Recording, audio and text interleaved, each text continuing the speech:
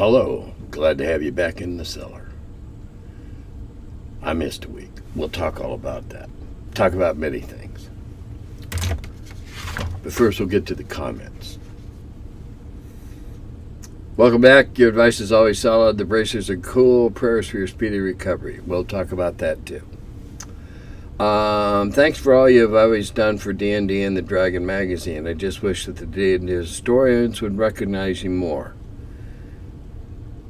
Yeah, I didn't fit the mold. I was a smoker. I had long hair. I wasn't from California, so that didn't fly. I don't care. I know what I did. It's okay. A lot of my family know what I did. So that's, my extended family I've never even met in person. So it's all good. Yeah, I wish, but it's water under the dam. Regarding an individual referred to as a neo-Nazi, is there some proof of this? Oh, yes. He has made several hideous posts in recent years, and he's absolutely a heinous individual, or at least he espouses heinous ideals.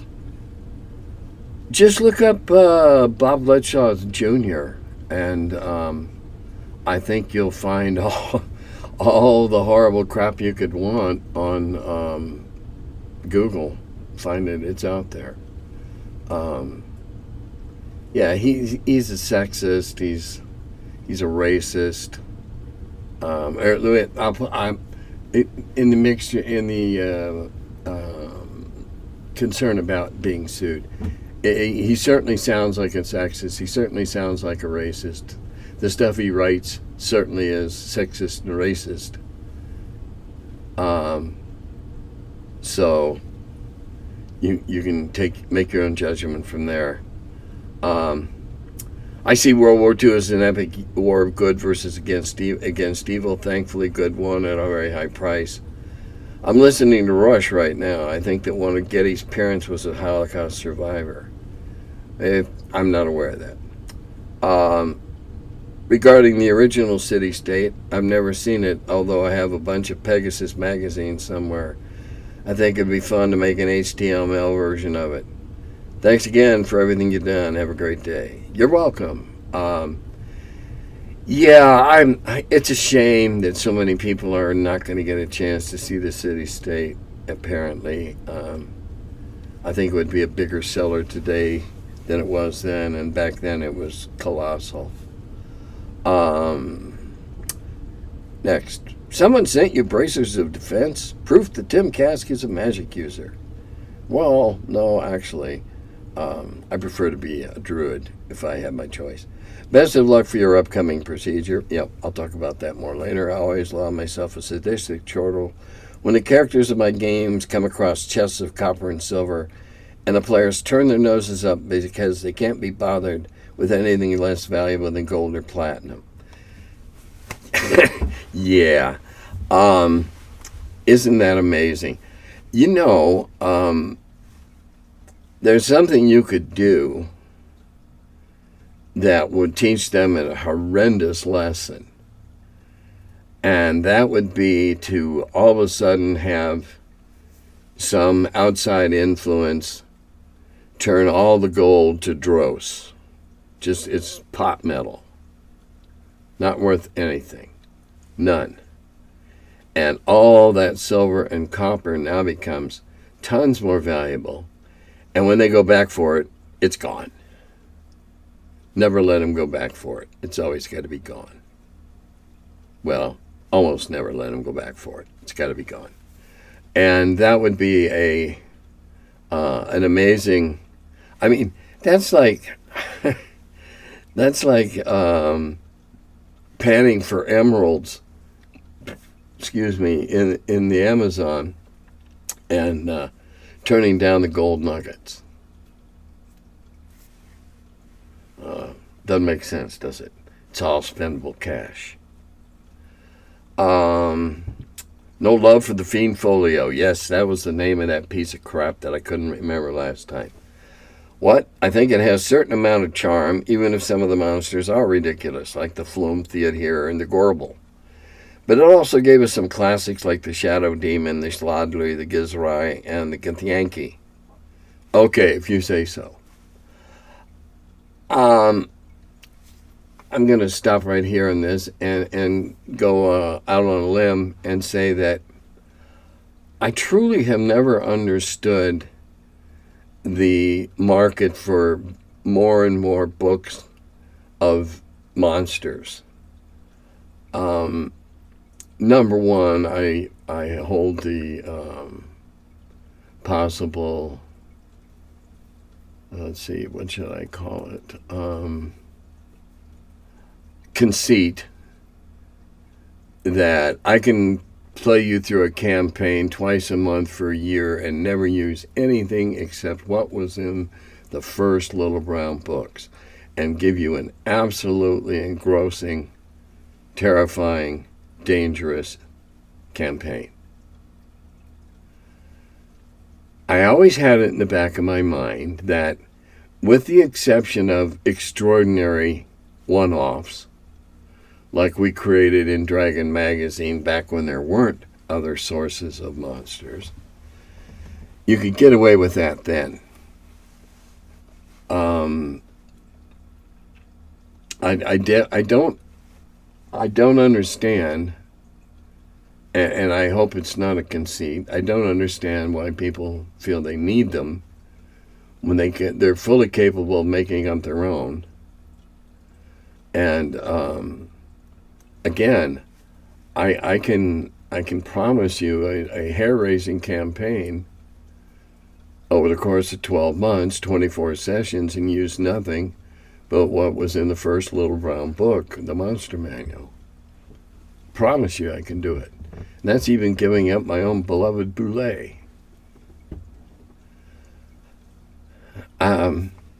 Obviously, I'm in the minority. These books, this type of book sells like hotcakes, and I can only think it's to people desperate for some new idea that are afraid to sit down and make up something on their own, maybe because their players are going to ridicule it. Well, that's okay. Let them run into that thing again the next time and have one of the players get eaten by one. I'll bet the ridicule stops right there. Betcha. All right, back. I recently bought a flail snail miniature and plan on using it against my PCs in the near future. Well, okay. Again, extraordinary one-off type monsters I can appreciate. But just, goblins by a different name, or elves by a different name, I'm sorry, I don't see the appeal. On a similar note, what did you think of the AD&D Monster Manual 2? Well, I thought it cleaned up a lot of typos, like most of 2 did. I'm just not a I need more monsters kind of guy. And I realize that, again, without sounding conceited, that makes me unusual. And so I confess, I'm odd. You nailed it, Tim. Adventurers flashing lots of cash are going to attract thieves like flies. That's right. And they're going to be good thieves. Not bumbling little low-level dudes, under level 5. We're talking about good thieves. Ones that prey on stupid people that have more money than sense. And that means that they are going to be successful unless the players concoct enormously effective defenses to keep their loot safe. They are going to... It's like flies on stink. And you will soon be parted. Pretty soon, they'll get the cause and effect. Otherwise, as Thomas Tusser once said, a fool and his money are soon parted. Well, I didn't know Thomas said that, but whoever said it's apt in many occasions. Keep. I gotta remember. I gotta tilt this hat up. Welcome back. Started getting nervous when I couldn't get my Curmudgeon in the cellar fixed. Then I rewatched your last one. Hope it was a great trip. It was. I talked all about it the last one. It was a great trip. Wonderful. In the future, when, for whatever reason, like coming up, when I'm in Seattle, I don't make a new adventure, Jim's going to pour back through the archives and find an old one that he thinks is particularly tasty and run it, clearly labeled as the dread. I think I asked him to call it the dreaded rerun. But hopefully they'll be not dreaded and they'll be entertaining. I don't plan to make a habit of this, but it's good to have a backup plan when stuff happens.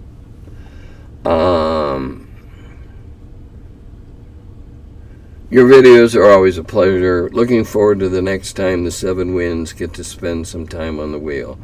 Seven Winds are a gaming group in Okinawa that have now been on the wheel 12 or 13, well, maybe 13 times. They've played on the wheel over the last 3 years, or 4 years. We've been playing for a while, and they're a great group to play with.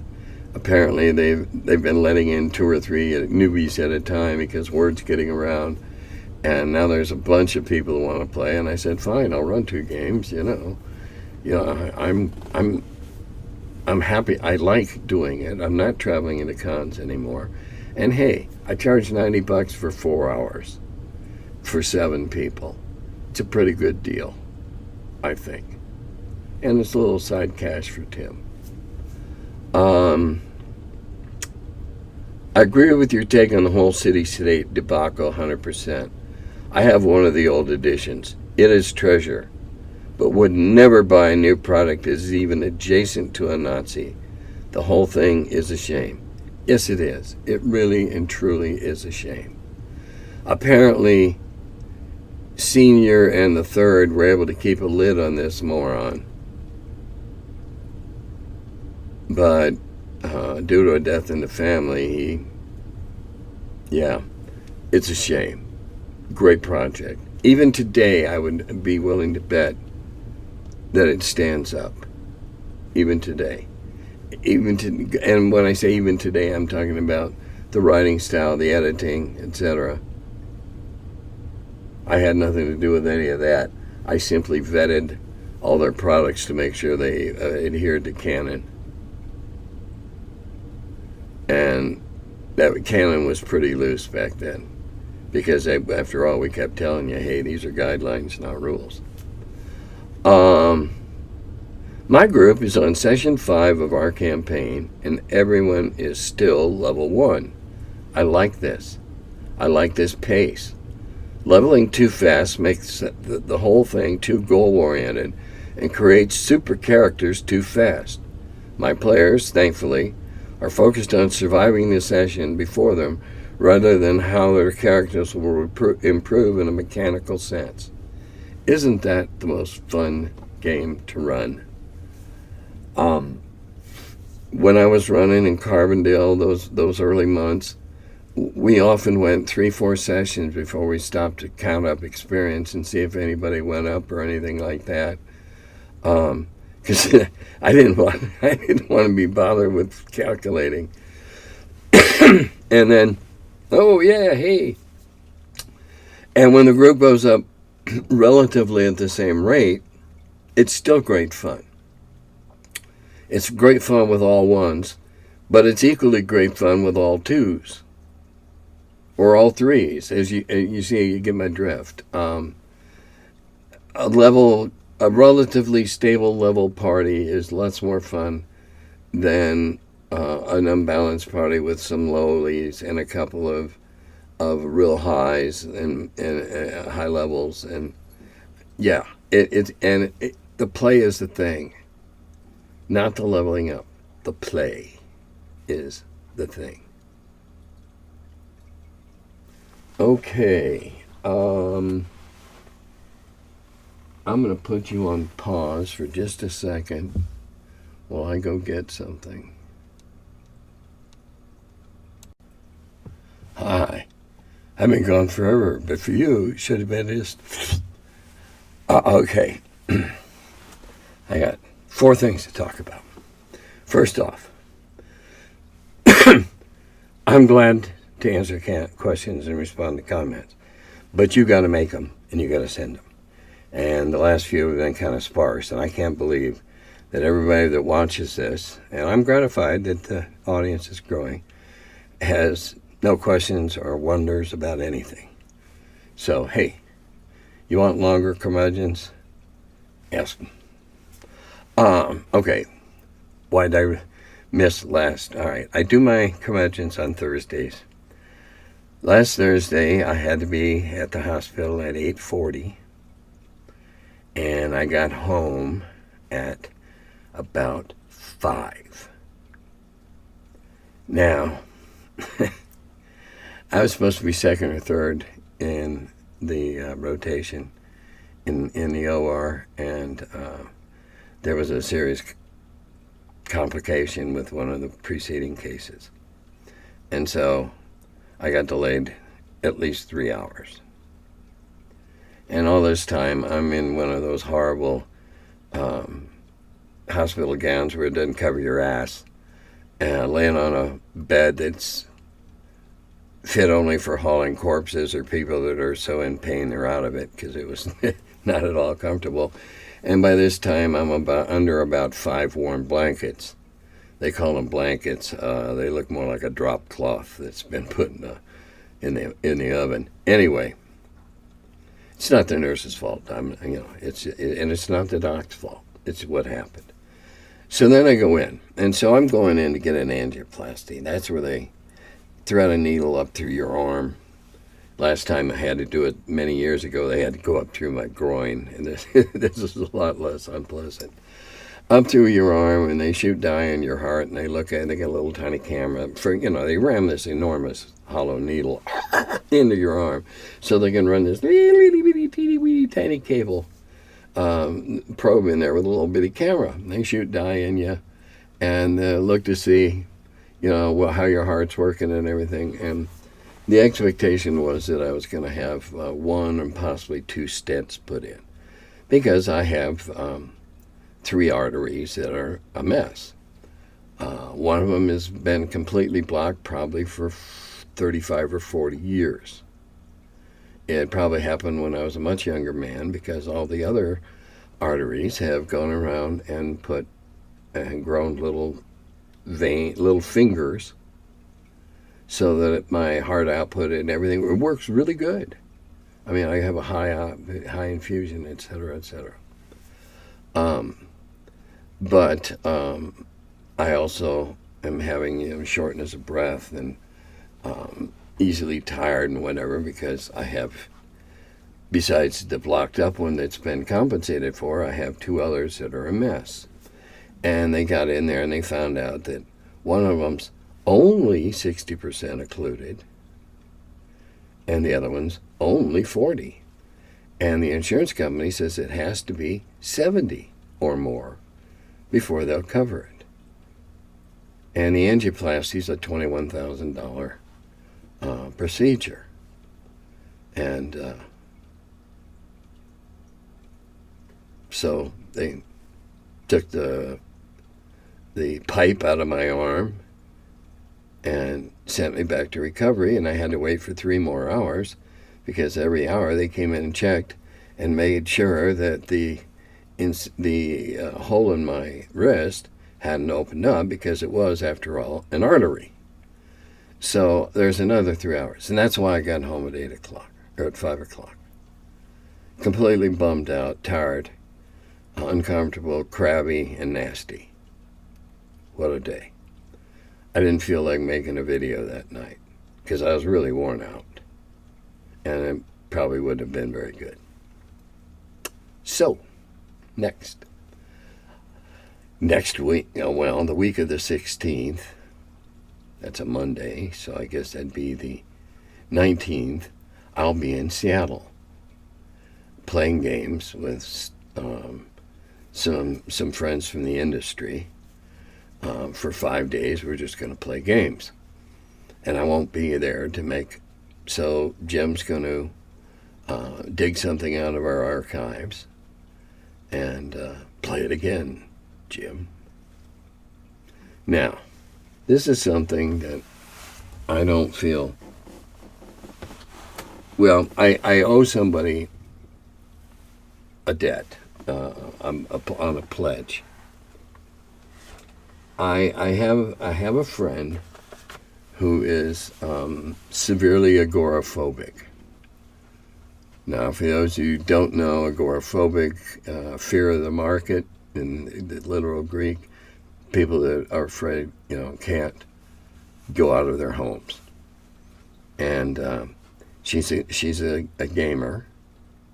She can't leave her home, but it doesn't mean people can't come in. She is a gamer, and she's a crocheting machine. Whew. And she made something that she gave to me, and I said, "Oh, okay, why don't you make a few, and I'll see if I can sell them at GaryCon." Well, she made too many, 3 dozen almost, and the person that I was going to hope to sell them at his booth at GaryCon elected not to go to GaryCon for various reasons. So I thought, okay, hopefully at Wiz Tower I can sell them. Well, as I mentioned earlier, Wiz Tower was a terrible disaster for the vendors. So I have a bunch of these. And so I'm going to take the unusual step to try and sell them off with to you guys. All right? Now, it's called the world's smallest dice bag. And they are tiny dice bags. And there's some different colors, she used, and they're kind of, there's kind of three. There's some that have black yarn in them, and the rest of them don't. So they're kind of, they're all beautiful, and they hold. Let me get one out here.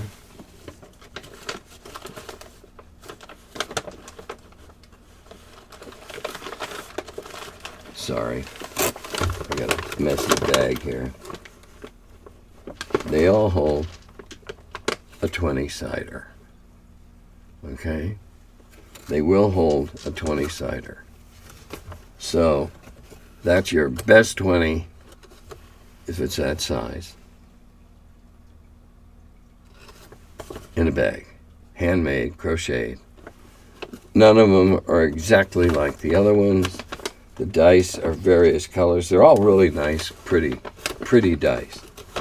And I'm just going to grab a bag and grab a die and say, okay, here they go. I looked at this, and if I take on the work of putting these in a padded envelope and stamping them and whatever, and the postage or whatever. All right, it was originally planning to sell these for $25 a piece. I thought, people understand, I got a person with a disability, and this will help her earn some spending money and whatever, and it never worked out at the con. So I'm going to pitch you instead. World's smallest dice bag. $30. $25 that goes to her, and $5 that goes to the padded envelopes and the postage is sent it first class. So, if you're interested, and I hope a lot of you are, because I have about 30 of them to try and sell, I hope, I PM me on Facebook, or contact me through the comments. But I'd rather you PM me on Facebook, and then I can give you instructions. I prefer getting it through PayPal, because I've been using it for several years. And if you do it right, they don't take anything out of it. No, don't, if you're not buying merchandise, but if you're loaning money to a friend, or there's some kind of dodge like that. And I would really, really like to sell these damn dice bags off and give her a wad of cash. So if you're interested, contact me, okay? And that's all I got. I'm going to be going out to Seattle, and we're going to be playing the anniversary edition of Axis and Allies. He bought the multiple. He bought into the reprint thing that I bought into with Ogre. I bought the great big bugger with all the tanks and everything. And he bought the big deluxe edition that's got all the pieces are plastic, and he's painted them all. So I boned up on the rules, because I haven't played in a while. When I first played Axis and Allies, it was in a crappy brown. It was in a crappy cardboard box with counters so thin that if you picked them up wrong and got one underneath your fingernail, it was like jabbing yourself with a needle or a bamboo shoot or something. And so it's been that long. I think it came out in 81. I think I played it in 83, maybe 85, somewhere in there. I know who I played it with. I just can't remember how long. So I downloaded a PDF of the rules, and I boned up on him, and I warned him I'm coming to scalp him. So we should be having fun. And that's what I'll be doing. Is that next week? Oh, hell, I haven't turned my calendar over yet. Shame on me. Anyway, it's the one that would be in the weekend after the week that starts with the 16th. If you get the right calendar up, you can look at it and figure it out. If not, I'm sure, I got confidence you'll figure it out. Dodata Govi.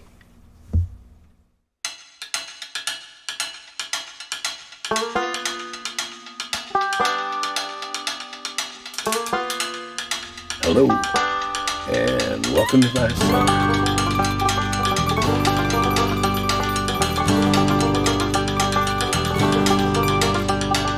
He's the curmudgeon who wrote about the dungeons. Now he's the feller, live from the cellar. Talks about D&D and old school RPGs. Still quite a feller, the curmudgeon in the cellar. Last man around when them rates went down. Called it Gary in that Lake Geneva town. Hey Gary, it's an awful mess. Let me edit, we'll have success.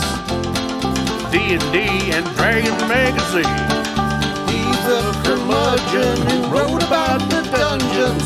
Now he's the feller, live from the cellar.